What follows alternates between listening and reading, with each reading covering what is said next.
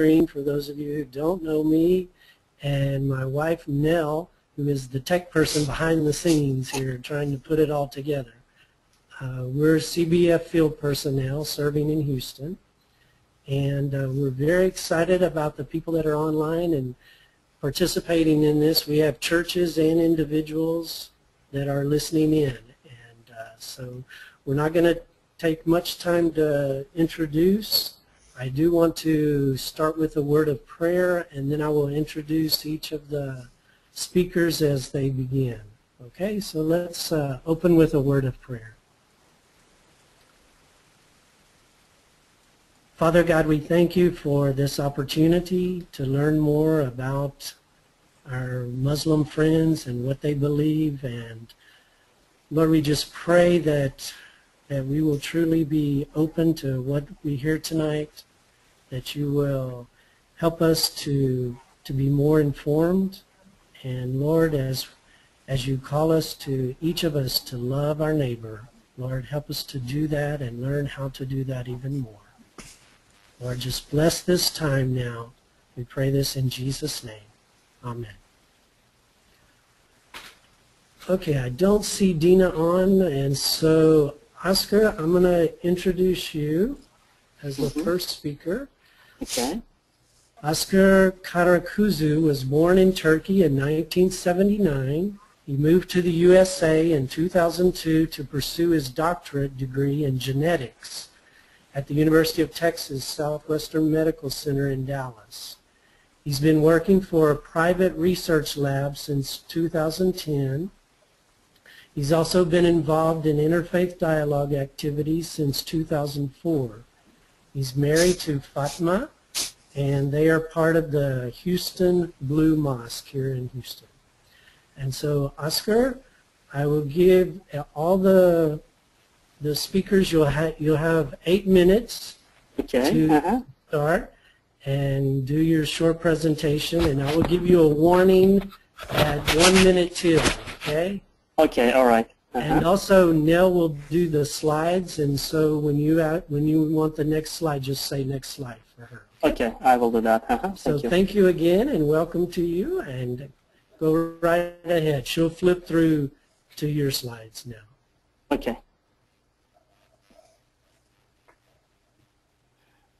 Okay, good evening. Assalamu alaikum, peace be with you. It's a great opportunity for me to talk to you guys, and I really thank to Reverend Bush Green and Neil Green for giving this opportunity to me. I'm going to talk about the Syrian revolution. I'm from Turkey.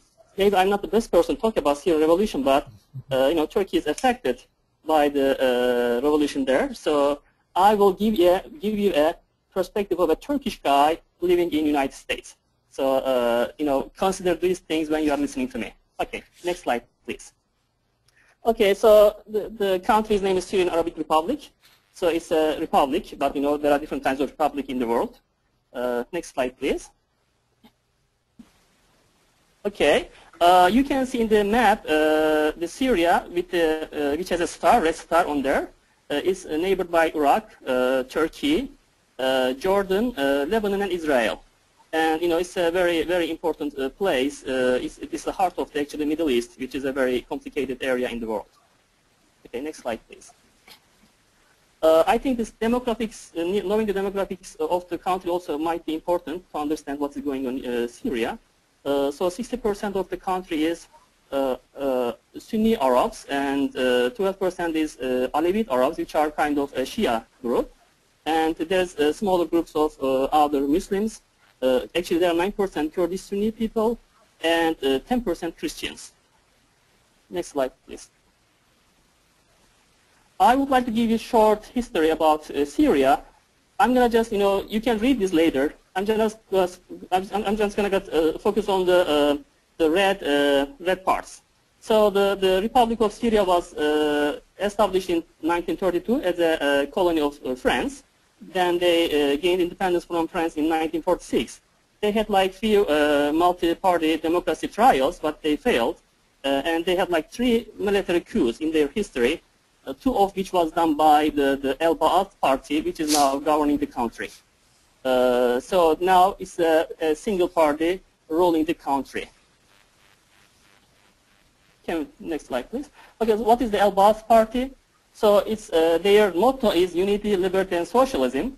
So it's a socialist, nationalist, a Jacobin, and a sectarian party. So which means, socialist, what it means, why you know what nationalists are. The sectarian, what I'm going to mean is there are different kinds of parties like Al-Baath in Middle East. The sectarian means a group of people who are close to the governing family or a tribe or ethnic background or a religious background is usually has extra, how can I say, privileges compared to the other people in the country. So what, a small history about the Al-Baath Party, what happened during those years. I'm going to just focus on one of the, a similar revolution trial was done in 1980s, and more than 40,000 people was also again slaughtered by the Al-Baath Party at that time, who was led by the father Assad, Hafez al-Assad. And now he has died in 2000 and his son is now governing. In March 2015, March 15, 2011, the new revolution has started. The thing is about, we always see Hafez al-Assad or Bashar al-Assad on the view. Actually, it's more like a party is running the country, not single person. Maybe they have more power, but still there are other people in power also in the party. So when we are considering Syria, we should not consider, oh, this is Bashar al-Assad is doing this himself. Actually, it's a group of people who is running the party, is responsible for all these things going on in the country. Okay, next slide, please. Okay, we see the pictures of Father Assad and the son Assad. Next slide, please. Okay, the revolution has started in 2011, as I said, March 15, as just protests at the beginning. It became like large protests, but then the military forces started to kill people among the protesters. That's why after a certain time it became, from a just protest, it evolved into a kind of a civil war, which also the rebellions has guns and fighting with the military forces of the Syria. Can we pass the next slide?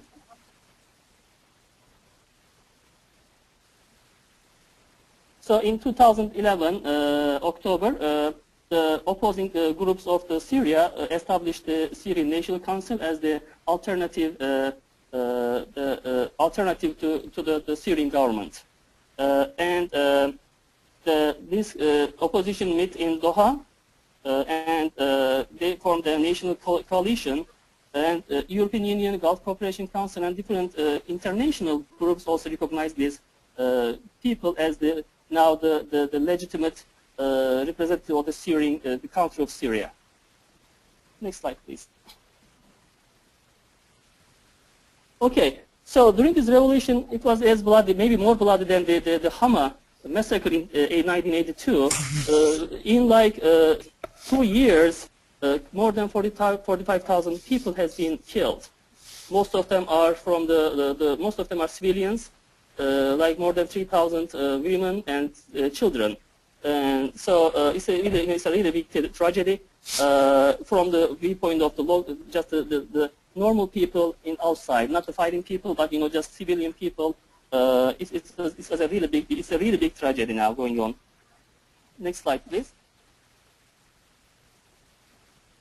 Well, I just want to show you 2 examples. This is a kid you see here. He was taken, arrested, and then his body was returned back to his family. Heavily mutilated, tortured, and this kind of stuff. So it's a kid. You see what kind of things are going on, and there are hundreds of thousands of different examples of this going on in there. The next slide, please. And this is another lady. He has similar fate, and she was accused of, being a spy for United States of America. It's one of the accusations of having her being arrested and tortured was, he was being a spy of United States of America. And I don't know, just I really think these kind of accusations are really, kind of fake reasons doing that. Okay, next slide, please. Okay, Oscar, you have 1 minute. Okay. So I would like to just talk about those refugee camps. There are like more than close to 500,000 people are as a refugee in Turkey and Jordan. So they are, I'm gonna, this is a map showing where they are. I'm not gonna get into detail. Can we get the next slide? Some pictures from the refugee camps in Turkey. And you can see Angelina Jolie visiting those places there also. So, well, the next slide, please. So these refugee camps are not that horrible. The people are having okay. They have like food. They can find food 3 times a day. Sanitary or other basic services are provided. But there are some problems they face there. The winter cold started. Education problems. They don't have schools for their kids, and teens and young adults with no occupation can cause problems. There are some cultural friction with the locals, and psychology of the war is their main problem at this moment. So they want to go back to their home as soon as possible as the war is over. Next slide, please. Well, as a sum, there's a real humanitarian tragedy going on in there. There are different sides of this war at this moment. It's really different from the other problems like in Egypt or Tunisia because of there's also international interference.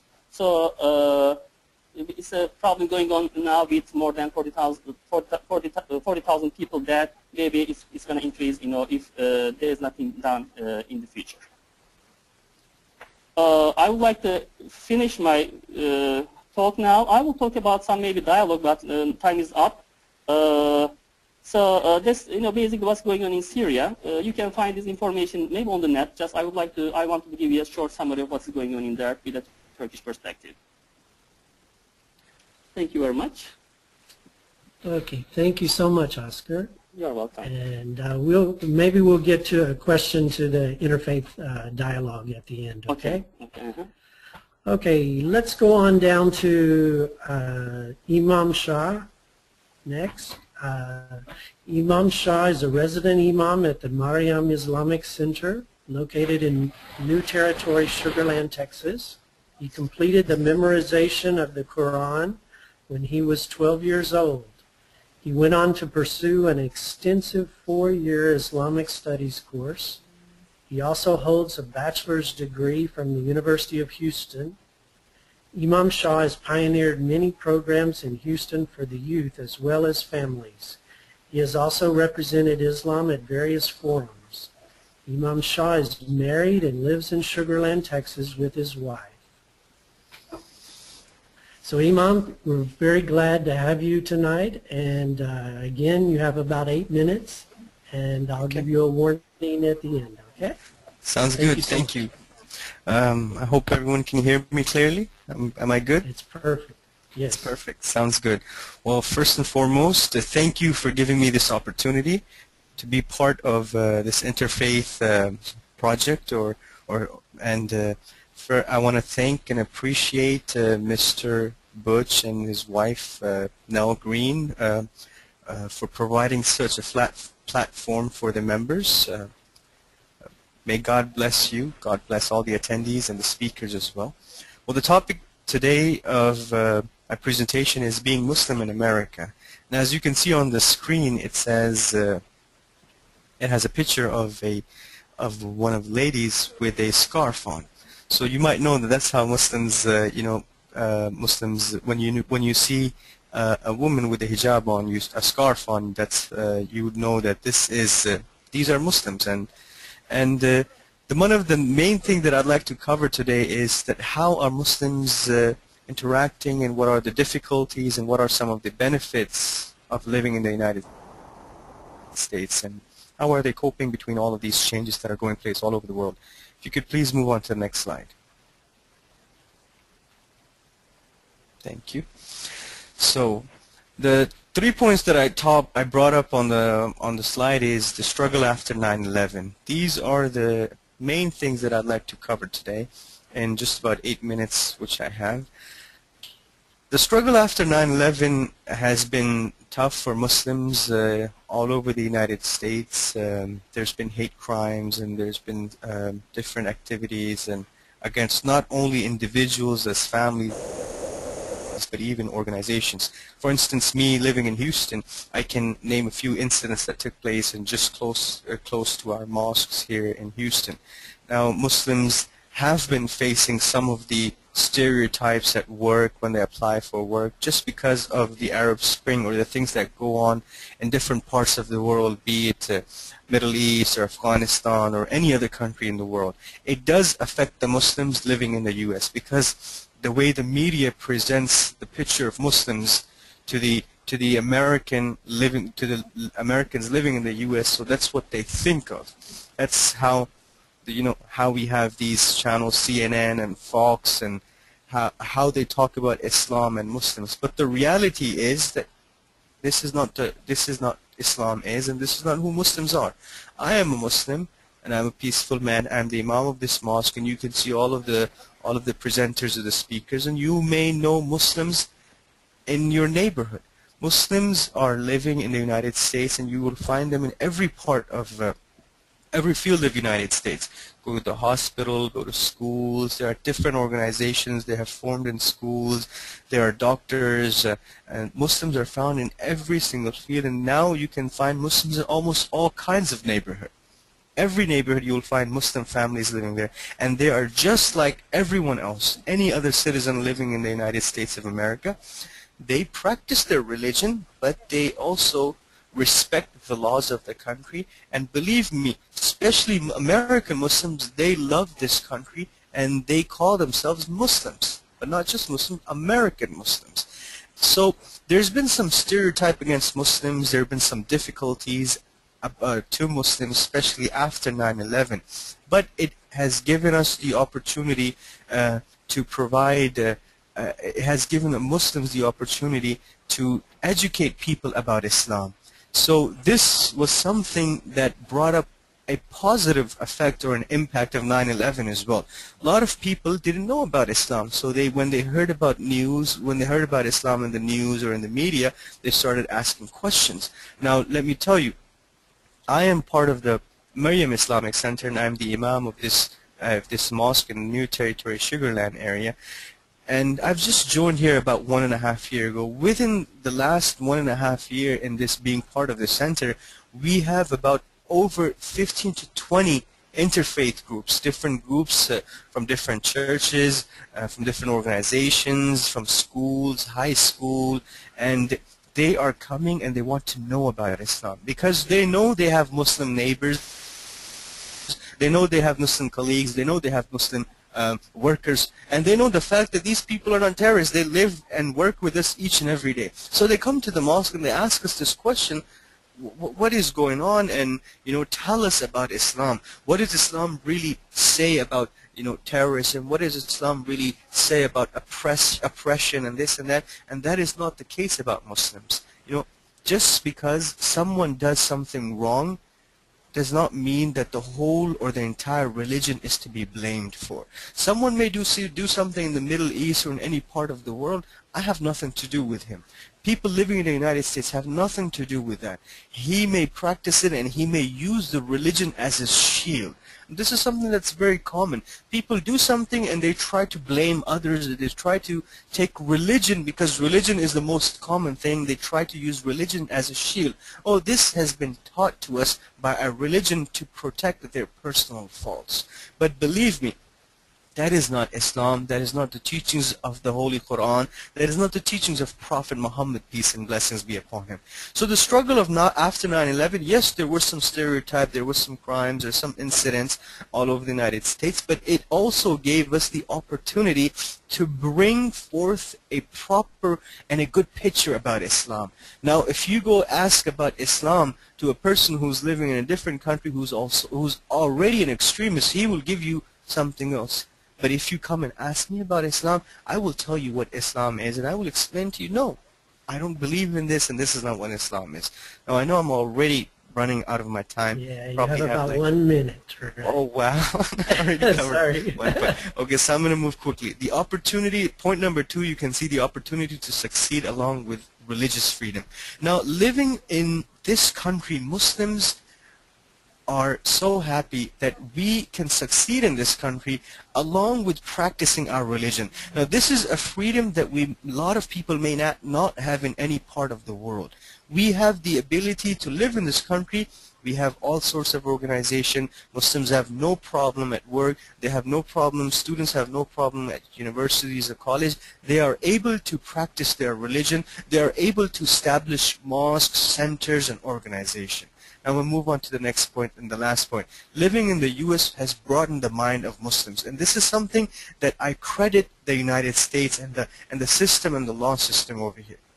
Because we live in this country, it has changed our mentality and our thinking about Islam. Now, if I was living in a different country or Middle East, if something is enforced upon us, that's different. But over here in this country, if you see a sister or a woman wearing a hijab, if you see a brother or a member of your work who has a beard or who's wearing a long dress, now you should know that, believe me, they live in the United States and they are not forced. They chose to be Muslim. So this is what happened is this is a free country. You have the right to express yourself, to do whatever you can, to say whatever you can. So when we come to this country, we have this freedom. We start studying our religion. Now we can question the different aspects of religion, and when we actually read about religion, when we actually read about the Quran, the teachings of Prophet Muhammad, it makes sense to us. And now when we practice religion, believe me, I've been to different countries, Middle East, Pakistan or India. The Muslims over here are more practicing and are more observant than the Muslims back home, because they are appreciating Islam, because they practice Islam out of their own will. No one has forced anyone for me to put on this cap or for me to put on this hijab. Now I know that I'm already over my time, so these are some things about Muslims. We live in the United States. We cherish and we appreciate each and every moment living in the United States. We appreciate the system. We appreciate the people. And our most important effort is to bridge gap between different faiths and different cultures. If you can move on to the next slide, and I will conclude right there. In the next slide, as you can see, I have included, the first picture on my slide was of a sister who was wearing a scarf. This is an article. It's about being American and Muslim. It's retrieved from time.com. It's an article that was published in time.com. If you'd like to read it, you can it's a short article. It'd be really good. And also, there's a book. It's called All American, 45 American Men on Being Muslim. They talk about their Muslim stories. And it is a series talking about I speak for myself. Every Muslim who tells his own story. It's a really good book. It's on Amazon.com. I've shared the link and it's only for $12. This is the author. Thank you so much. I'm sorry if I went over my time. Thank you so much. We really appreciate that. And now let's go to Dina. Or can you hear Dina? Is it good?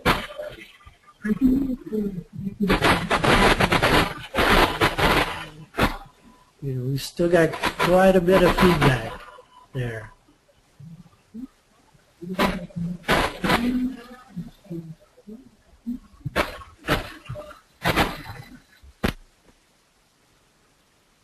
Okay, Dina, I've muted Butch, and so you're the only one who's on, so we should be okay.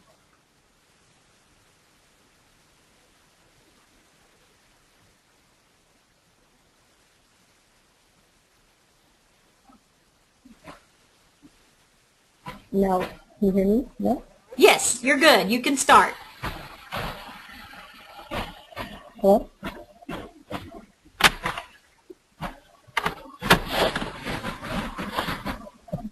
Can you hear me now?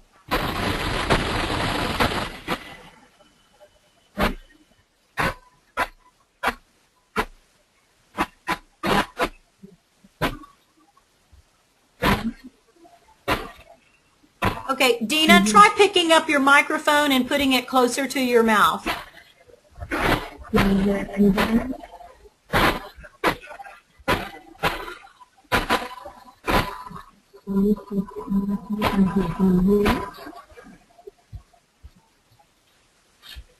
No,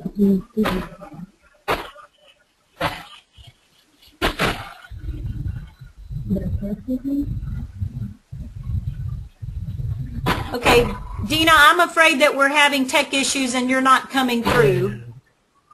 I'm so sorry, Dina.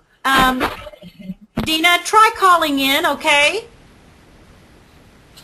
Okay, while she's doing that, let's go back and I'll give you some other questions here now that we have a little bit of extra time, okay? And let's go back to Oscar. And I know that you've been involved with the Interfaith Dialogue. And could you just maybe tell us a little bit about what you believe Interfaith Dialogue is and the importance of it? Sure. You can hear me, right? Yes.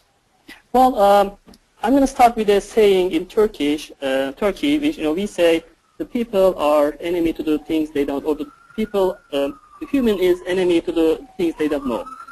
So, main problem I think going on in the world is now the main, conflicts or struggles are because people don't really know each other.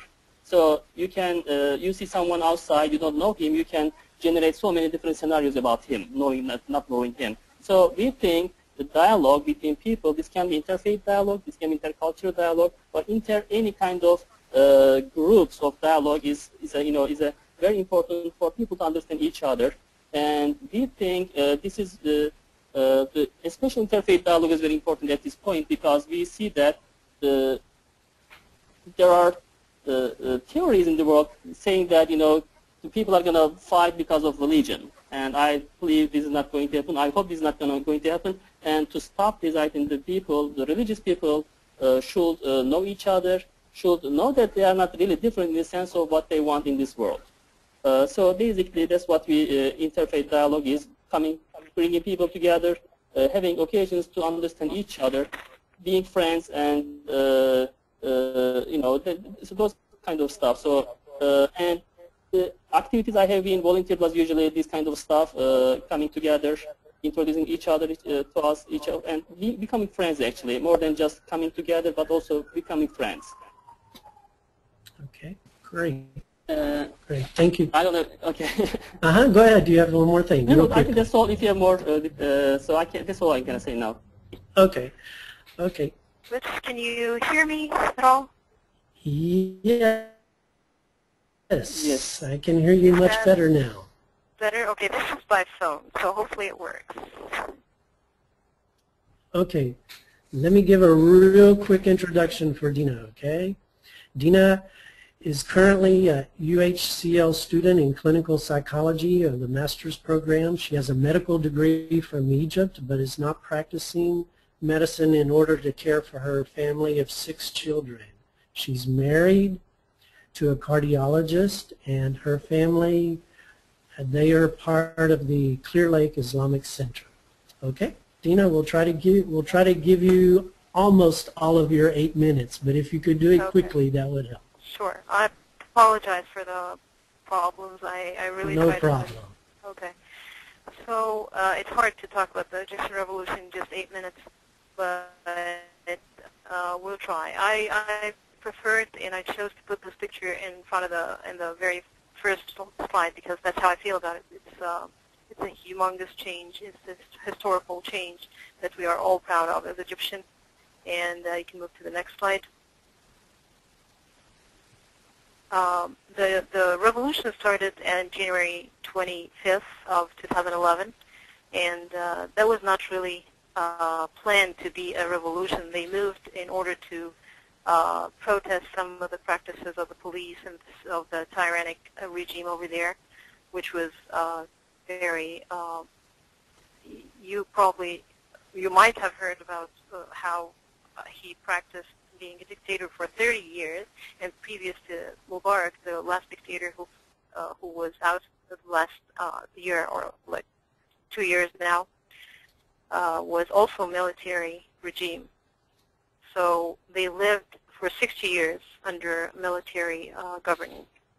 And they chanted from the very first day Silmiya, Silmiya, which means we're peaceful. And they proved to be peaceful for the whole 18 days until today. You cannot compare it to what happened in the other countries. We are very happy and grateful that it took place that way in Egypt. It wasn't as bloody. And once and forever, they changed the stereotype of bin Laden's stereotype for the Muslims. Now, bin Laden and all what took place in 9/11 were just represented, or it was done only by a few, after all. However, it gave us all a stigma as Muslims, and that was not fair. We felt it. It's not fair because we knew this is not really what represents us. Now, when millions took to the streets and shouted and chanted for, in all the countries, actually, all the Arab Spring countries, they chanted Silmiya, Silmiya, we're peaceful, and they tried and they were able to change it peacefully in at least 2 countries, which is Tunisia, the one that started the whole thing, and then Egypt. Please move to the next slide. We saw how also the Egyptian revolution not only, it was inspired by Tunisia, but also it did inspire the people here. You see these few pictures. These were taken from Wisconsin and from Wall Street in America. It was that inspiring. Maybe the media doesn't cover as much, but that's what our president said about it. And you can read his quote. He was saying there are very few moments in our lives where we have the privilege to witness history taking place. And that's what I believe what happened in Egypt. It was like flipping the page to a new chapter in Egyptian history. And not only, I mean, Egypt is so remote for us here in America. However, if you look into the politics and the real position of Egypt in the region, you would know that it's not just a change for a country in the Middle East. It's a change for the whole region that might affect the whole world, maybe. I'm not exaggerating if I say it might affect the whole world. Next slide, please.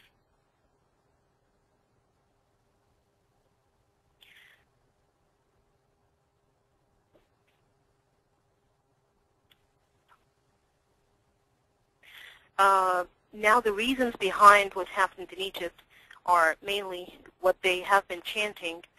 They were saying bread, freedom, human dignity, or social justice. Aish, Hurriya, Karama Insaniya, which means bread, freedom, human dignity. And that means that that's all what they were looking for. The very basic needs that you guys here don't even feel, that we here in America don't even feel or think about. These were all missing. Egyptians, just like Tunisians, just like Syrians, were not at all practicing freedom or living with dignity or any kind of social justice. You can say that for all the countries that were involved in the Arab Spring. Egypt, GDP was growing, like its economy was rising, and you can say it was in a year it was better than the percentage of its growth was more than the U.S. However, the people were getting poorer and poorer, so the poverty was increasing while the actual economy was rising, and that shows some of the corruption of in the country. So as seen here, it says 44% of the Egyptians are either extremely poor or just poor. Next slide, please.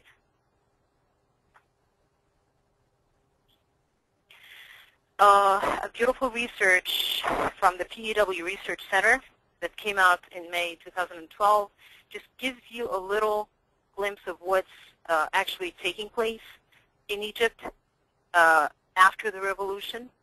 Now, the Egyptians did not, it was always said through the American media that it's the people in the Middle East hate us because they are jealous of us. They don't like freedom. They don't like democracy. But see what the PAW Research Center that we all trust say. It says that 61% think that democracy is the best suited for solving the country's problems. They say 6 in 10 think that it's important for the country to have free press, 64%, honest multi-party elections, 63%, and freedom of speech, 61%. So these figures tell you some of, or tell you how the the Egyptian people think. They're not really against the core American values of freedom and dignity and freedom of speech. So these are commonalities and common backgrounds that were not and maybe intentionally concealed in the media. I'm sorry to say that, but that's what I think. Now, Egyptians and Islam, how do they feel about Islam? As we see here in the PAW research also, it says that 66% see Islam as playing a major role, and they think it's good for the country. 83% say that religious leaders have a very or somewhat important and good influence on the country. That's a big figure. So you can conclude that this is a religious country. It's a religious nation. The people are, in their majority, religious. By the way, I'm talking about Muslims and Christians. Christians in Egypt are also religious. So I'm sure, living here for 16 years now, I know the American people believe in diversity, and they love, and they actually, I was maybe taught tolerance here more than in Egypt, and I know that they believe in tolerance and understanding that people are different. So we cannot say that we can apply exactly what we have here, the same exact picture of democracy, the same exact way to govern our lives to a country like Egypt. Because see, the figures here are different. If you apply the same research here in America, maybe you'll get different figures. One controversial thing, and people get maybe freaked out when we hear about the Muslim Brotherhood, and here we see the figure is 75% of the people have a favorable view of the Muslim Brotherhood. You can move to the next slide, please. Dina, we got about 1 more minute, okay? Okay. I know this might be coming in the questions, the women's prospects in Egypt, and we see here 7 in 10 believe that it's going to be either the same or better for women under the Muslim Brotherhood led government. Now, next slide, please. To highlight the differences, which I'm sure all of you understand, the secular Egypt, or can Egypt be secular? It's not a favorable idea there, and you can see from the figures here, we have the secular Egyptian bloc, as they called themselves. They were actually looked as unfavorable by, as you see, 47%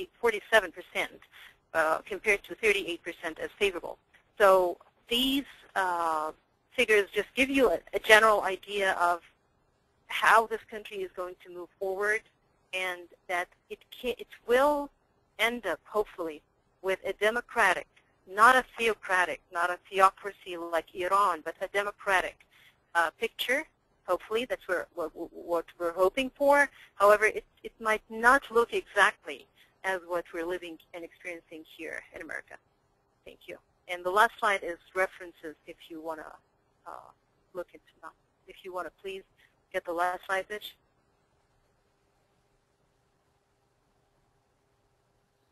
Thank you so much. Okay, thank you very much, Dina. We've got several questions that were submitted. We just have a few minutes left, but let's see. Imam Shah, if one of the questions was, what is your vision of Islam in the United States for the year 2015 and then even in the future 2030? Well, I think the vision of Islam is that it's probably, if you know about Islam, is the second largest religion, is one of the fastest growing religion, and I think the picture of Islam looks good in the United States because Muslims in the United States are living very peacefully. They appreciate the system, they are actively part of the system, and they do whatever they can to be part and to live peacefully.